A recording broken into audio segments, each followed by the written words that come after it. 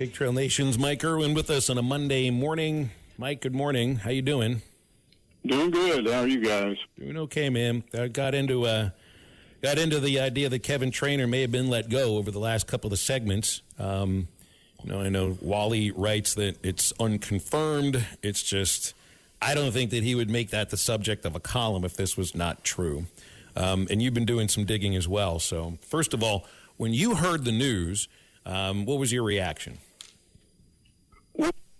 Well, my reaction was I needed to find out the truth, and that involves talking to a whole lot of people, which I ended up doing over most of it this morning, some of it yesterday. I'm about 99 and 44, 100% convinced that I know what happened. And so, yes, he will no longer be a part. He has basically been phased out as a result of this 10% reduction in cost that Hunter Yrachek talked about last week. He's doing this because with this revenue sharing program that kicks in on July 1st, which is just 2 days away or 3 or whatever, they're going to have to come up with over $20 million in expenses they didn't have last year. And I think eventually the TV revenue, the extra TV revenue that's going to come about as a result of all this will cover this at most schools. But I don't think Arkansas is the only school that's going to be in this position. You just can't suddenly pop up and say, you got to have this much money now. So Hunter Yrachek obviously wants to make sure they've got the maximum amount of money to spend on athletes.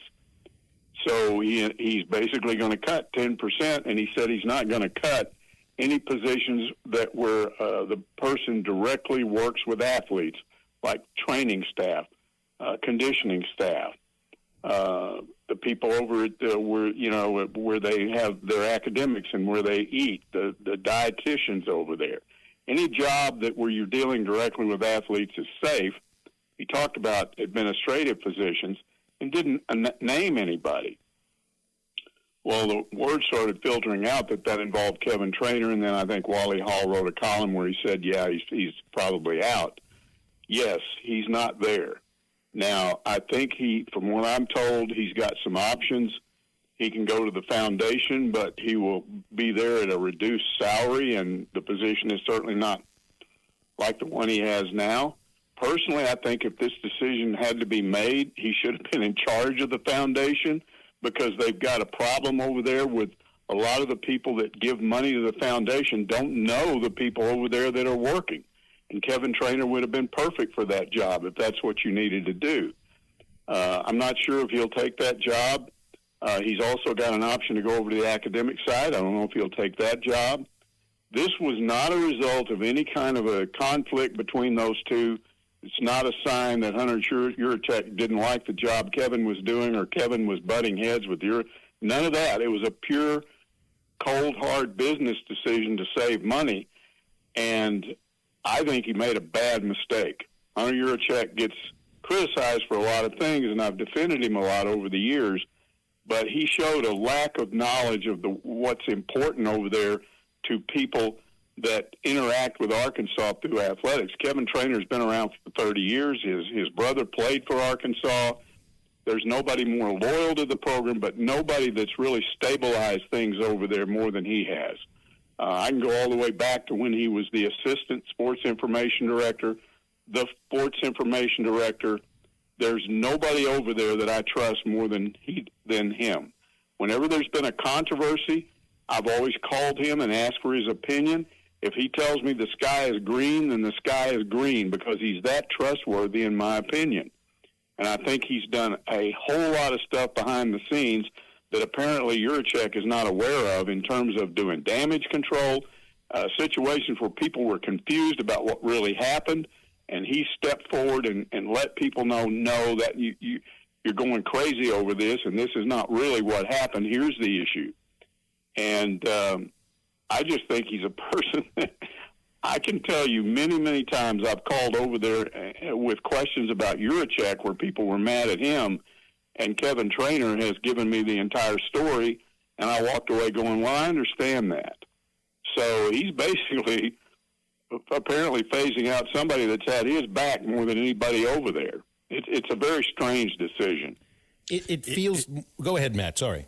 Well, I was going to say, is there anybody else? Is just this the start of it? And then my thought is you have to keep him around in some type of capacity, or do you think there's another – would you see him going to an Ole Miss, to anywhere else in the SEC and doing the same job he did here at Arkansas? Because he does have all those connections. Yeah, I mean, I think if he wants to continue to do this type of work, he could go pretty much anywhere he wanted. I would think if it's somewhere else, it would be more at the SEC level. He worked with the SEC before he came back here. He's always the guy that handles the press conferences when they have like SEC media days.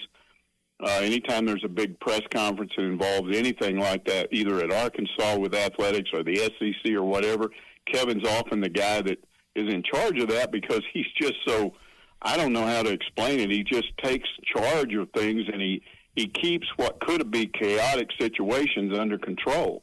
I don't think I don't know what he's going to do. And he's not available for comment. I'm told that he's on vacation in Europe somewhere. Mm-hmm. So this all happened when he was out of the country. But the people that know him have told me this, and I've known him. I still remember when Rick Schaefer, the current SID, called me into his office one day when Billy Rogers decided to leave as assistant SID and go work for the Chamber of Commerce, I think, in Springdale. And there was a big opening, and Rick was trying to decide between Kevin and another candidate, and he asked me what I thought, and I said, look, man, there's nobody better than Kevin. And he got that job, and he's been there ever since. He and Charlie Fisk, and Charlie started off as one of the women's SIDs years ago, and then it ended up being the PR person for the Cotton Bowl forever, and did a fabulous job. I mean, the people in the media, I've always told them, if you go to a bowl game, you want to go to the Cotton Bowl because there is no comparison the way you get treated and the amount of information you get and the cooperation you get from a bowl. I've seen bowls that are awful. You don't know what's going on. The Cotton Bowl was always top-notch. Charlie Fisk ran it that way, and Kevin Trainor was that kind of a PR person when you had to get information. This seems like this is nothing other than a dollars and cents decision, which means that there were other decisions made in the same manner. If you're looking for a savings of $2.5 million and you're cutting 10% of your staff, that's 18 people that were cut last week, Mike, and the average salary would have been $139,000. We're talking senior members of your staff now. You know, Kevin obviously would be one of them. That means you're also cutting expertise, and I'm sure there's other people in the athletic department that have been around as long as Kevin, if not a little bit longer, that might have thought the same thing could happen to them. But you end up here's what you lose with this. You lose expertise and you lose personal relationships that take time to be rebuilt. I don't mean personal relationships within the office. It's from your paying customers. And this is also against the backdrop of Remy Cofield being introduced last week. And he doesn't have a staff yet, and it sounds like they're going to hire a staff. So you're getting rid of 18 people, bringing in a whole new department of which it didn't really even sound like he could or was going to detail what his department necessarily does. So I just found that last week to be, I mean, really two ends of the same coin right now that get flipped up in the air, and it's amazing to see the differences between, you know, what's going on in college sports, hiring people in to do a specific job and then firing some of your people that have the best expertise in a very important aspect of that industry too.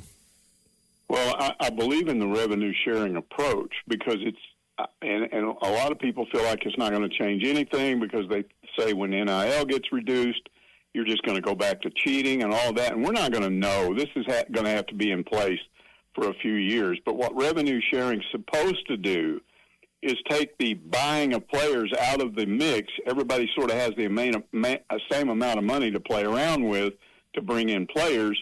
And so the recruiting will go back to the traditional thing of, do you like this school? Do you like these coaches? Do you like this university? And all that stuff. And so maybe it will be, but it's going to come at a cost because you're right. People have to go. And it may not be permanent again, Kevin. I think, Kevin. It's okay. You know who you're talking. Yeah. It may not happen this way permanently. It may just be early on because, again, I've been told that once a lot of this money is going to come from the TV people, and the TV people are arguing with especially the SEC and the Big Ten right now, saying, look, we want to get rid of these games that involve mid-majors. We don't want Alabama and Alabama State or something like that.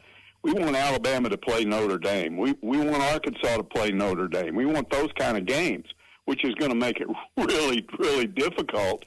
But that's what they want if they're going to give you more money. So if they get what they want, then enough money is available to schools like Arkansas where they can afford all this stuff.